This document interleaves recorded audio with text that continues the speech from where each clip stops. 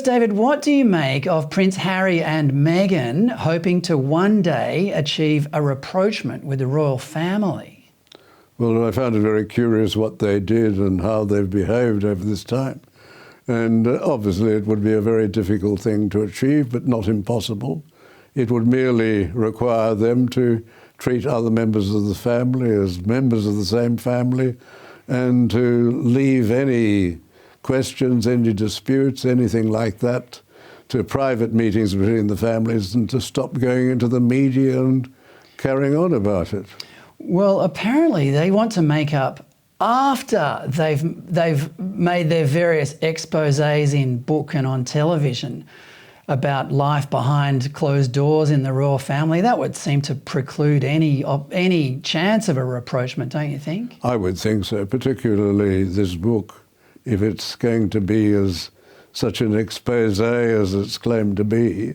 The sort of things that are complained of are, I think, in many respects, either invented or exaggerated. They're having a very pleasant life, no doubt, in the United States. They decided that they didn't like the life which Meghan knew that she was marrying into. Well, that was their own business. But to complain about this and to complain in public and to effectively fabricate things is not really the way to ensure that you can get on with other members of your family. Well, there were some reports that they planned to conduct some sort of charm offensive on Her Majesty the Queen before she died. I mean, these are two very cunning and manipulative people, aren't they, David? It sounds like they don't really belong in the royal family at all, or do they? Well, I always think back to Mrs. Simpson, the Duchess of Windsor, and how much she was denigrated. And however much people denigrated the Duchess of Windsor, she had the very good sense of keeping quiet. She never talked about things. It is said that she didn't really want to marry the king, that she would have been very happy to have maintained the relationship and not turn it into a formal marriage. It was the king who wanted that, and he became the Duke of Windsor and she the Duchess. But after that, she maintained a very discreet silence and hardly ever said anything concerning royal matters.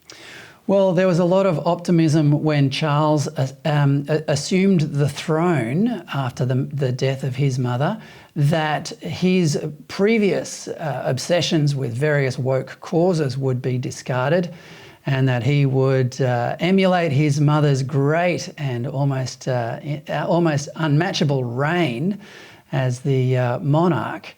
How do you think he's going? The first thing he had to do was decide to not go to COP27 in Egypt, which is coming up soon.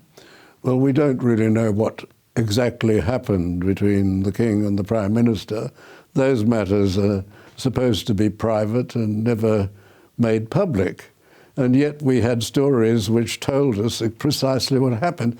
I remember all those stories which told us about the reaction of the royal family to the Australian referendum.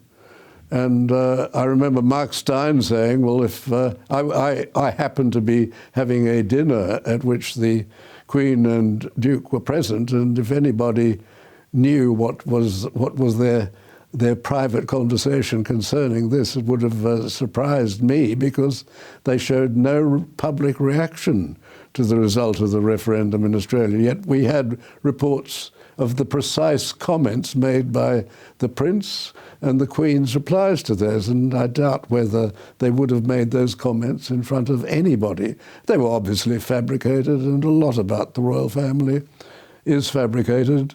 We don't know what happened in relation to discussions concerning the King going to COP in whatever it's called in Egypt. COP27 at